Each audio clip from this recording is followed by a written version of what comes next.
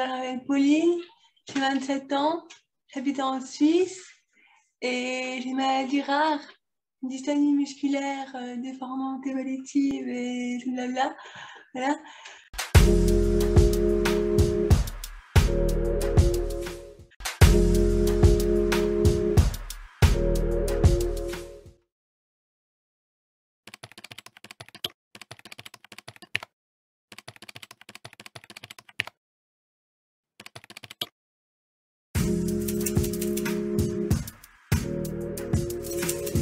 On peut peut-être dire, c'est que tant que la maladie ne prenait pas trop de place, c'est vrai que les choses se sont bien passées. Mais à partir du moment où la maladie a pris plus de place et où les possibilités de Pauline étaient différentes, les personnes qui l'entouraient ont eu beaucoup de peine à prendre conscience de ça. Effectivement, les possibilités de Pauline sont différentes. Maintenant, à qui doit s'adapter à ça? Est-ce que Pauline doit faire l'effort pour venir quand même dans nos activités, même si pour elle, c'est plus compliqué qu'avant, ou c'est nous, les autres, qui devons peut-être changer nos activités pour être en phase avec les possibilités de Pauline. Et c'est vrai que pendant longtemps, ce chemin-là n'a pas été fait. C'était plutôt Pauline qui devait s'adapter pour être toujours capable de faire ce qu'elle faisait avant et ce que les autres ont toujours fait. Et c'est vrai que ça a posé pas mal de soucis dans les relations familiales, par exemple, parce qu'il y avait des activités qui étaient prévues depuis toujours.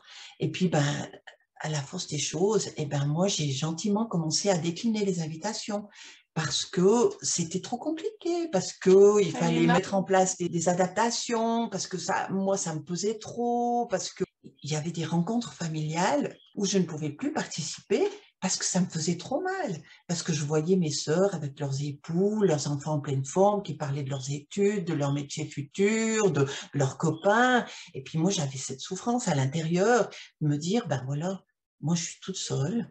Pauline, elle est en situation de handicap. Elle a plein de choses qu'elle ne connaîtra pas. Et c'est vrai que j'ai l'impression que les personnes qui étaient autour de moi ne voyaient pas ça, ne prenaient pas conscience, ou ne voulaient pas le voir, ou je ne sais pas.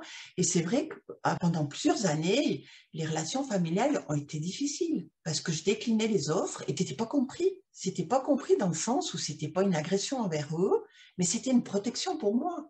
Parce que j'avais besoin de toute mon énergie pour assumer la situation comme elle était. Et puis, je ne voulais pas les perdre cette énergie dans des sorties ou des rencontres qui, pour moi, n'avaient pas d'importance à ce moment-là, quoi. Mais du coup, c'est toi qui t'es plutôt pris des remarques ou c'est surtout moi? Du coup, t'es pris des remarques. Alors oui, alors c'est clair. Parce que moi, avec mes cousines, j'ai beaucoup pris des remarques que t'es une princesse, tout ce que tu veux, il faut que t'arrêtes, c'est pas parce que t'es handicapée que t'as tous les droits. Elle est embêtante, elle veut jamais faire ce qu'on veut, elle dit toujours non pour ce qu'on te propose quelque chose. Oh là là, elle dit toujours non, toujours la gueule, t'es vraiment dur. Et puis, après, quand tu réfléchis, tiens, on était tous adolescents, on avait tous 15-16 ans. Mais là, on se reparle et tout, puis ça va, on a tous passé les ponts, du coup, c'est super un coup, puis tu te dis, bon, elle se rend pas compte, et puis je le comprends aussi, parce que la maladie, ça m'a fait grandir. Une personne qui a besoin de beaucoup de... Et tout, moi, je me suis fait à moi-même, parce que ma maman, elle m'aide à m'accompagner, ou bien à me faire à manger et tout, mais le reste, moi, si je suis toute seule, ça me dérange pas. Je m'ennuie jamais, j'ai toujours un truc à penser avec mes animaux. Tout, c'est dur aussi pour ça, parce que je vois avec ma soeur, elle dit toujours on sort faire ci, on sort faire ça, viens grimper avec nous, viens faire ci. Puis moi, j'aimerais envie, mais je vais pas appliquer parce que, à cause du froid, j'ai mal aux mains, et puis, si c'est l'hiver, il pleut, c'est retardé parce que je suis lente, je crame pas vite, autant pour eux que pour moi. Puis je vois bien des fois aussi que c'est dur aussi pour eux, puis qu'ils forcent un petit peu les choses pour dire bon, aujourd'hui on dit à mon professionnel avec nous. C'est cette capacité qu'on a à se mettre à la place de l'autre. Et puis ça, il faut dire, on n'a pas tous cette capacité. Se dire, quelles sont les possibilités de l'autre? Est-ce que je veux vraiment aller dans ses possibilités ou est-ce que je veux le prendre dans mes possibilités? Un exemple que j'ai, qui est vraiment marquant, c'est qu'autour de nous, quand on est dans des situations compliquées, on a beaucoup de personnes qui veulent nous aider.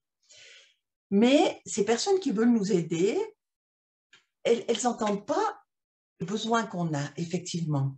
Elles entendent leur envie d'aider. Donc, elles viennent avec leur envie d'aider dans ce qu'elles ont envie de nous donner. Mais parfois, ce qu'elles ont envie de nous donner, à nous, ça ne nous sert pas. Au contraire, des fois, ça nous pèse encore plus. Donc, on fait quoi? On dit oui, oui, ok, viens m'aider et tout. Puis en fait, ça nous coûte plus que ce que ça nous aide. Ou alors, on lui dit non, mais écoute, ça ira. Alors après, on vient nous reprocher. Ouais, mais je t'ai proposé de l'aide, puis tu as refusé. Ouais, mais c'est pas l'aide que j'ai refusée. C'est ce que tu voulais me donner comme aide. Mais l'aide que j'avais besoin, tu n'avais pas envie de me la donner. Donc, qu'est-ce que je fais avec ça? Je dis non, c'est gentil, mais mon aide, là, j'en ai pas besoin.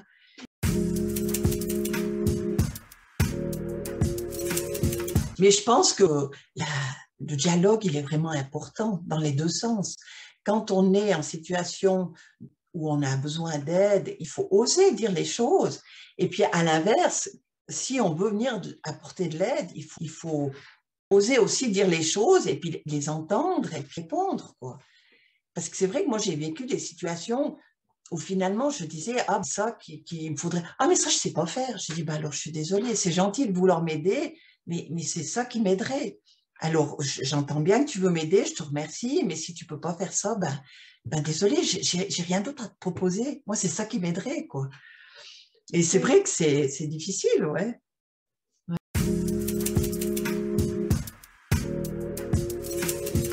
Franchement, Emma, le secours, aidez-moi. Sauvez-moi, je lève la laine. Non, j'ai la chance vraiment parce qu'elle a réussi à faire que. Merci, en tout cas, merci. Merci, ma chérie. Parce que, elle a vraiment toujours tout fait pour que ça se passe bien pour moi. Et même si des fois, je ne me rendais pas compte au début, c'est pour mon bien. Et maintenant, je me dis, c'est vraiment. Parce que je ne sais pas où je serais s'il n'y avait pas. Et tout ça, quoi. Du coup, pour moi, c'est bien et puis ça me plaît. Et puis, ouais, je me sens bien avec ça et pas de soucis. C'est quand des fois où, vraiment, des fois, quand t'en as marre et puis tu te dis, bon, je vais me casser, je vais aller ailleurs, et tout, tu te dis, mais tu te dis, ici, j'ai tout ce qu'il me faut, je vais aller où ailleurs et tout. Ouais, non, c'est. Ouais, c'est pas les moments des fois où tu me dis que j'ai bientôt 30 ans, je serai à la maison, c'est ça qui est dur à me dire que j'aurais pu faire autre chose, que être ailleurs et de ma vie, tout comme ça. Du coup, c'est mon destin. Oui, c'est vrai que c'est pas évident. Il faut être attentif à tout ce qui se passe. Mais je trouve que c'est magnifique parce que moi, ça me grandit dans le sens où j'apprends à être à l'écoute, où j'ai trouvé le meilleur chemin pour elle et pour moi. Et puis, elle a cette force, elle est positive. C'est vraiment une qualité qu'on a toutes les deux, quoi. On arrive à vraiment tout de suite réagir quand quelque chose se ferme, pas voir ce qui se ferme, mais voir l'autre possibilité qui s'ouvre. Et c'est vrai que ça, c'est une grande force qu'on a toutes les deux. On prend le bon tout le temps. On peut s'épanouir même dans une situation qui a l'air compliquée. Exactement la maladie qui fait ça parce que ça m'a grandi et tout quand j'étais petite. Comme le Covid, justement, là c'est vraiment génial pour moi. Tout ce qui s'est passé, les gens se rendent compte qu'ils sont coincés chez eux puis ils ne peuvent pas sortir. Nous, on a vécu pendant 20 ans, 15 ans, 10 ans, 5 ans, tout. Du coup, et vous, c'est pas. Ouais, ça dure une semaine, nous, ça dure depuis longtemps. Et vous voyez, du coup, comment ça fait un petit peu. Puis du coup, je me disais, justement, ça a peut-être changé un peu les mentalités.